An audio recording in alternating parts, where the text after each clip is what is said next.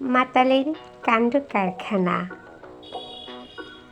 তিনজন মাতাল একটা ট্যাক্সিতে উঠল।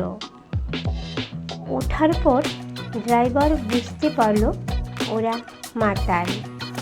ড্রাইভার তখন ট্যাক্সি স্টার্ট করে আবার বন্ধ করে বলল, আপনাদের জায়গা এসে গেছে।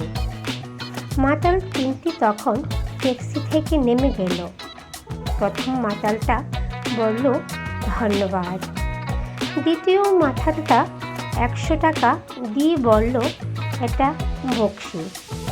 কিন্তু তৃতীয় মাতালটা ট্যাক্সি থেকে নেমে সপাটে একটা চড় মারল। ড্রাইভার ভাবল, এ বোধহয় মাতাল না, তাই বুঝে গেছে।